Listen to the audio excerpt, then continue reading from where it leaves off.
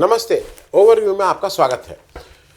तो 3 विषय: क्रिकेट क्या संबंध सुधारेगा बांग्लादेश से, दूसरा योगी आरएसएस की ज़रूरत है, और तीसरा गलगोटिया हादसा, कब होगा अश्विनी वैष्णव का इस्तीफा। इन तीनों विषयों पर बात करने से पहले हमेशा की तरह आपसे आग्रह, चैनल को सब्सक्राइब करें और अगर हो सके तो चैनल की मेंबरशिप भी ले लें। मेंबरशिप का मतलब कि एक छोटी रकम आपको हमें एक आर्थिक सहयोग के रूप में हर महीने देनी होती है, और अगर आप हर महीने का कमिटमेंट नहीं करना चाहते हैं तो एक बार एक मुश्त भी आप हमारा आर्थिक सहयोग कर सकते हैं। हमें आपके इस आर्थिक सहयोग की आवश्यकता है। चैनल चलाने में थोड़ा अर्थ की ज़रूरत है, थोड़ी आर्थिक दिक्कतें आती हैं। अगर आप ये आर्थिक सहयोग करेंगे तो चैनल सुचारू रूप से चलेगा। तो सबसे पहली बात, क्रिकेट क्या संबंध सुधारेगा बांग्लादेश से। बांग्लादेश के नए प्रधानमंत्री तारिक रहमान साहब ने कल शपथ ले ली। भारत ने बहुत ही बचपना दिखाते हुए ओम बिरला जी को शपथ ग्रहण में भेजा गया था, और शायद ये एक चीज़ दिखाता है, अगर आप सारे पेपर खंगाल डालिए, आज के पेपर मैंने कम से कम जो 3 प्रमुख पेपर हैं, मैंने हिंदू देखा, मैंने इंडियन एक्सप्रेस देखा, मैंने टाइम्स ऑफ इंडिया देखा, ये 3 प्रमुख पेपर, इसमें कहीं पे भी ओम बिरला की कोई फ़ोटो मुझे तो नहीं नज़र आई है कि वो बांग्लादेश में जाके उनके प्राइम मिनिस्टर के शपथ ग्रहण समारोह में हैं। लाइट वेट थे और उनको शायद वैसा ही ट्रीटमेंट भी दिया गया होगा। तारिक रहमान ने एक, जैसा अभी उनका स्टेटमेंट आया, उनकी पहली कैबिनेट मीटिंग हुई, उसके बाद वो उन्होंने स्टेटमेंट जारी किए और उन्होंने एक नई शुरुआत की है। उन्होंने अपनी प्रायोरिटी बिल्कुल क्लियर बताई हैं कि उनकी हाल फिलहाल उनकी 3 प्रायोरिटी हैं। उन्होंने वो बिल्कुल क्लियरली स्टेट किया। पहली उनकी प्रायोरिटी है लॉ एंड ऑर्डर को दुरुस्त करना, ये उन्होंने साफ साफ कहा। दूसरा उन्होंने कहा है कि मेरी प्रायोरिटी है कि बांग्लादेश में सबकी सुरक्षा की जिम्मेदारी, चाहे कोई धर्म का हो, किसी ओपिनियन का हो, किसी पार्टी का हो, इन सब की सुरक्षा उनकी जिम्मेदारी। और तीसरा उन्होंने कहा है कि जो भ्रष्टाचार है उस पर वो लगाम लगाएंगे, उसको कंट्रोल करेंगे। तीसरा भ्रष्टाचार। ये 3 उन्होंने प्रायोरिटी अपनी बहुत क्लियरली 1, 2, 3 करके बता दी है। सबसे बड़ी बात यह है कि जो तारिक रहमान साहब ने थोड़ा नए तरह का मतलब बात कही, और उससे बहुत सी उम्मीदें बनती हैं कि उन्होंने अपने वक्तव्य से जमायते इस्लामी, जो बार बार ये कह रही है कि इलेक्शन में धांधली हुई है, हालांकि जमायते इस्लामी के वोट बढ़े हैं, और दूसरी तरफ अवामी लीग जो इस इलेक्शन प्रोसेस से बाहर थी, इन दोनों पार्टियों को और इनके समर्थकों को उन्होंने बहुत साफ संदेश दिया है। उन्होंने रिलीजियस माइनॉरिटीज़ जो अल्पसंख्यक हैं वहाँ पे, हिंदू खास करके, को भी संदेश दिया है। उन्होंने ये स्पष्ट किया कि किसी भी व्यक्ति ने, उसने बीएनपी को, उनकी जो पार्टी है, को वोट दिया या नहीं दिया, या वोट ही नहीं दिया, लेकिन, और क्योंकि वोट नहीं देना, वहाँ करीब 62% वोट पड़े हैं, 38% लोगों ने वोट नहीं दिया, तो उन्होंने कहा अगर वोट नहीं भी दिया, बीएनपी को दिया या नहीं दिया, आप सबका समान अधिकार इस सरकार पे है। ये नहीं है कि बीएनपी की सरकार है। भारत में तो आपको होता है ना, ये बीजेपी की सरकार है। अगर डबल इंजन, अगर सरकार आपने नहीं बनाई इस राज्य में, तो आपका विकास नहीं होगा। ये हमारे वहां पे कहा गया है कि सबकी सरकार है। दूसरी बात, एक चीज उन्होंने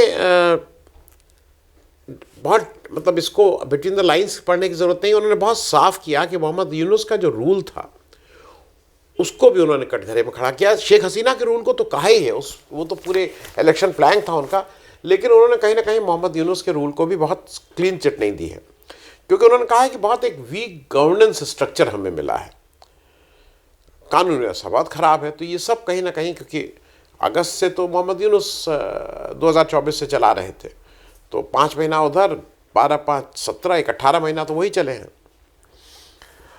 और जो उन्होंने, जो सबसे मेरे हिसाब से उन्होंने 2-3 मुद्दे की बात कही। उन्होंने एक तो ये कहा गया है वहाँ कि मॉब कल्चर इज़ ओवर। ये जो मॉब कल्चर का कहीं ना कहीं इशारा है, जो मोहम्मद यूनुस साहब के समय एक मॉब कल्चर की बात थी कि वो लोग कंट्रोल कर रहे थे, और उन्होंने कहा ये सरकार रूल ऑफ लॉ से चलेगी, ये किसी पार्टी या पॉलिटिकल विचारधारा से नहीं चलेगी।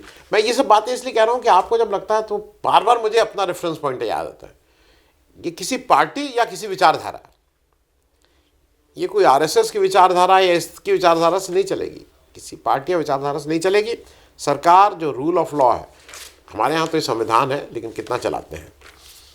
अब एक दो चीज़ें बहुत प्रैग्मेटिक हैं, जो मैं इसलिए इसको अंडरलाइन कर रहा हूँ कि ये आपको भी, जो उनके फिनेंस मिनिस्टर हैं खलीलुर रहमान, उन्होंने कहा है कि भाई शेख हसीना का प्रत्यार्पण तो हम मांगते रहेंगे, क्योंकि वो हमारे यहाँ के अपराधी हैं, उनके ऊपर अपराध सिद्ध हो चुके हैं, हम मांगते रहेंगे, पर वो भारत बांग्लादेश के रिश्तों के बीच में रुकावट नहीं बनेंगे। They will not be a road block in the relationship of India and Bangladesh. ये बहुत साफ उन्होंने कहा कि उसमें रुकावट नहीं बनेंगे। देखिए, एक चीज़ इंपॉर्टेंट बात जरा समझनी होगी भारत को भी। भारत का सबसे लंबा जो लैंड बॉर्डर है, मतलब जो हमारा पाकिस्तान के मुकाबले या चीन के मुकाबले या म्यांमार के मुकाबले सबसे लंबा लैंड बॉर्डर हमारा बांग्लादेश के साथ है, 4097, मोटे तौर पे 4100 किलोमीटर।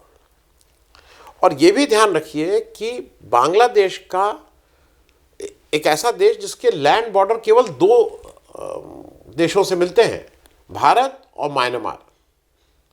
भारत से 4097 और म्यांमार से कुल 271 किलोमीटर, मतलब चारों तरफ से भारत ही उसको घेरा हुआ है। साउथ ईस्ट में नीचे कहीं म्यांमार की सीमा टच करती है।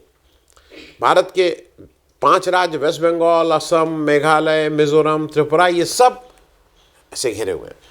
अब ये दोनों तरह की बातें हैं। आज बांग्लादेश, क्योंकि आप चारों तरफ से उसके लैंड बॉर्डर हैं, आपके ऊपर डिपेंडेंट है। अब आप इसको अपनी इस अपॉर्चुनिटी को आप बांग्लादेश को अपने साथ मिला के आप अपनी ताकत बढ़ाने के हैं, या उसको, मतलब जो अभी तक हम करते आए हैं कि अपना जो अच्छे से अच्छा दोस्त भी है उसको कैसे दूर किया जाए, उससे कैसे दुश्मनी पैदा किया जाए, घुस बैठिए बांग्लादेशी, ये सब करते रहे। निर्णय भारत के नेतृत्व को लेना है। और इसीलिए मैं यहाँ कह रहा हूँ कि शायद क्रिकेट इसमें गेम चेंजर हो सकता है। वहाँ के जो नए स्पोर्ट्स मिनिस्टर हैं अमीनुल हक, उनकी जो फुटबॉल टीम थी उसके कैप्टन रहे हैं शायद, जहाँ तक मुझे ज्ञात है। और उन्होंने कल ही ये भी स्टेटमेंट दिया है कि जो वर्ल्ड कप बायकॉट किया था और उसके पीछे की जो भी हिस्ट्री है, भारत ने किस तरह से उनके खिलाड़ी को निकाला, इत्यादि इत्यादि, कहना अब हम उससे आगे करना चाहते हैं। We want to reset our relationship as far as cricketing is concern. तो क्रिकेट एक बड़ा माध्यम हो सकता है। देखिए, दोनों देशों की जो आवाम है वो क्रिकेट के लिए पागल है। क्रिकेट के माध्यम से शायद हम एक दूसरे के बीच की जो दूरियां बढ़ गई थी वो हम फिर से मिटा सकते हैं। और ये बात इंपॉर्टेंट इसलिए है कि शायद क्रिकेट संबंध सुधार दे, लेकिन एक ध्यान रखिएगा, जब तारीख लिखी जाएगी तो ये कहीं लिखा नहीं जाएगा, कहीं दर्ज नहीं होगा। हाल के दिनों में, पिछले 10-15 साल में, भारत पाकिस्तान के संबंध सुधारने का सबसे, मेरे हिसाब से, गोल्डन पीरियड चांस आया था जब इमरान खान प्रधानमंत्री बने थे। आपको याद है, इमरान खान ने अपने जब शपथ ले रहे थे तो नवजोत सिंह सिद्धू गए थे, करतारपुर कॉरिडोर उन्होंने खोला था उसके बाद। और वो भारत को, उन्होंने साफ साफ कहा था कि हमारे और भारत के हमारे कॉमन चीज़ें हैं। लेकिन हमारे यहाँ दिक्कत क्या है कि हमारे यहाँ भाजपा की सरकार है, इसको तो वोट चाहिए। पाकिस्तान को घर में घुस के मारा ये सब करने में इनको वोट चाहिए। और हमारे हिसाब से वो एक बहुत गोल्डन अपॉर्चुनिटी भारत के हाथ से निकली जब इमरान खान के रहते हुए हमने अपने संबंध सुधार नहीं पाए।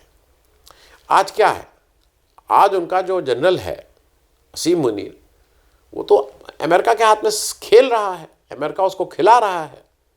आज वहाँ वो लोकतांत्रिक बनी हुई सरकार नहीं है, इमरान खान को जेल में डाल दिया है, जिनकी आईसाइट अब 15% रह गई है। तो एक बार फिर से मेरे हिसाब से बांग्लादेश में एक अपॉर्चुनिटी फिर से आई है तारिक रहमान के रूप में।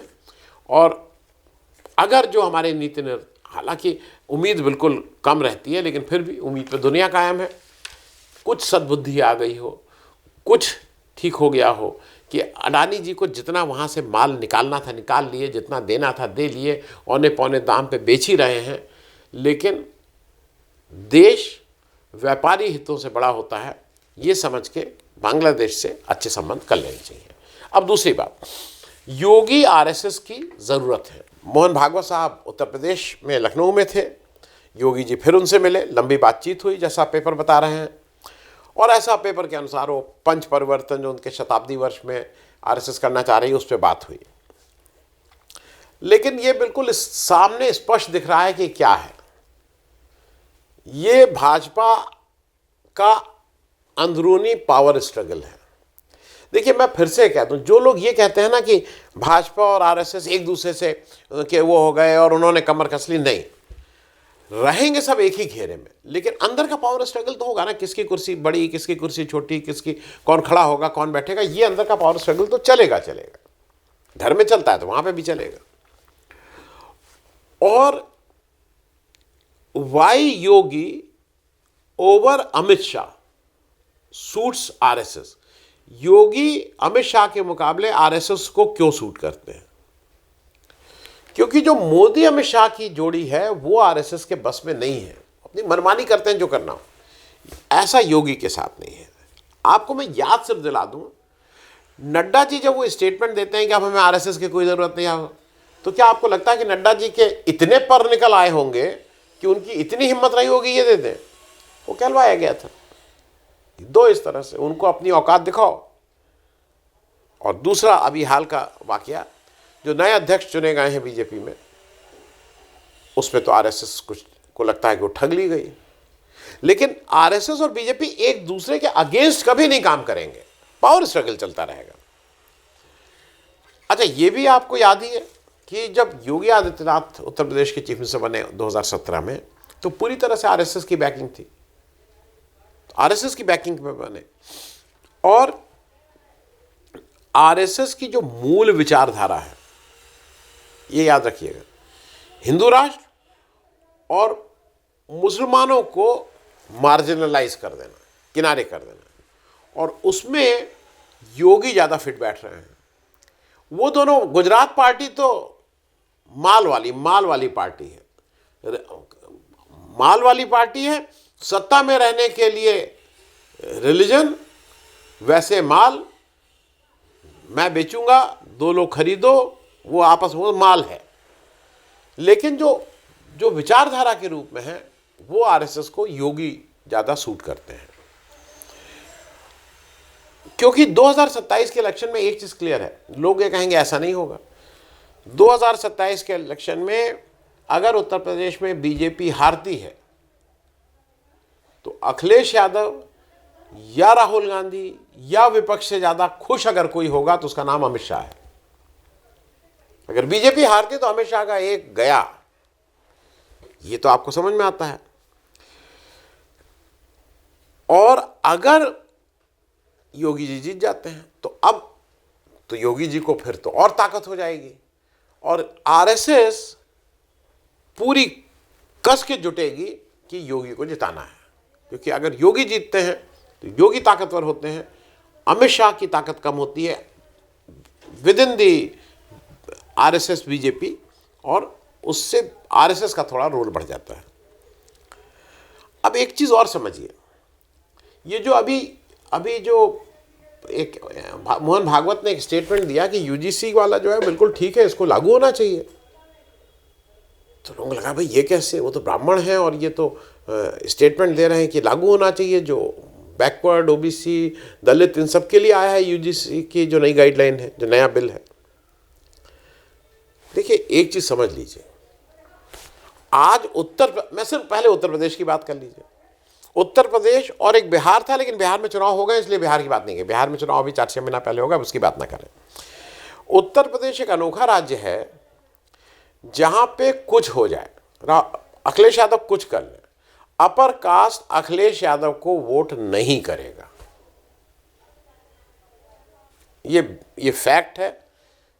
अपर कास्ट एक बार मायावती को वोट कर दिया था ब्राह्मण, लेकिन अपर कास्ट अखिलेश यादव जी को वोट नहीं करेगा, ये जग जाहिर है।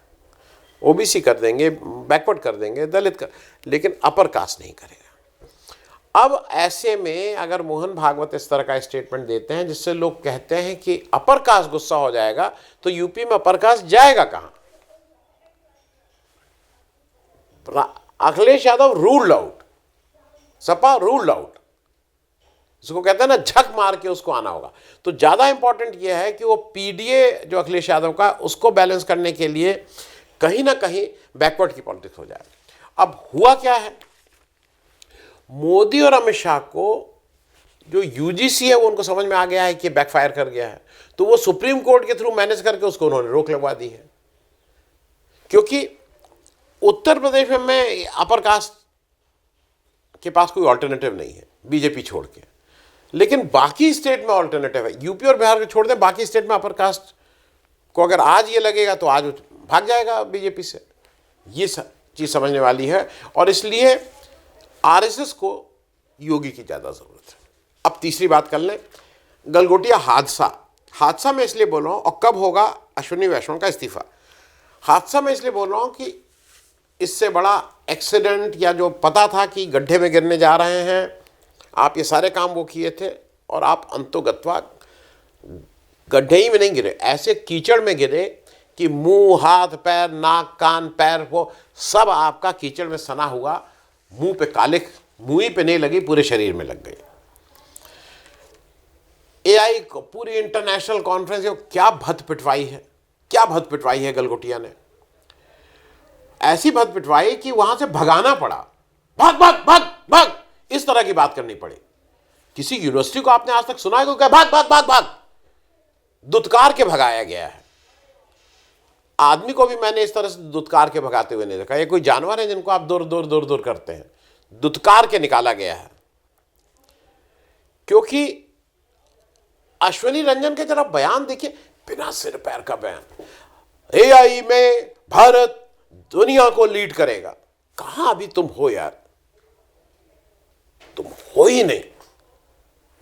अमेरिका, चीन और यूरोप के कुछ देशों के बाद आप हैं ही नहीं, अभी तो आपने स्टार्ट ही नहीं किया है।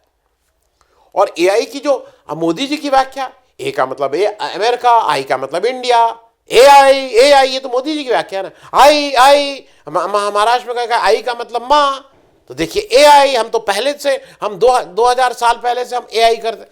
ये सब बेवकूफी की व्याख्याएं करके कोई एआई को आप नेतृत्व नहीं करेंगे।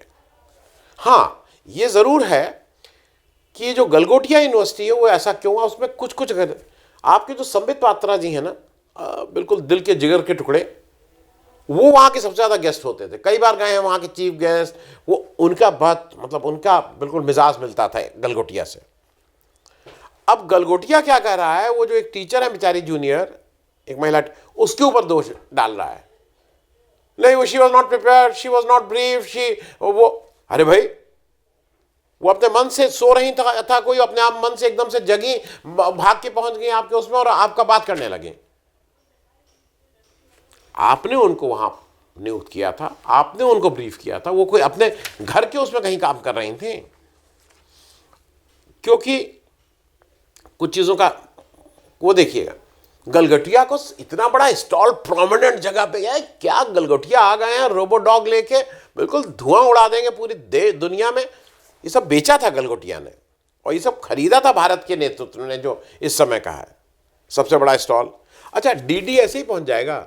डीडी में किसी की औकात है कि ऊपर से जब तक कि लिस्ट ना आए कि यहाँ जाना, इनका इंटरव्यू करना, पीआर एक्सरसाइज थी। दूरदर्शन की हिम्मत है कि ऐसे ही कहीं पहुंच जाए।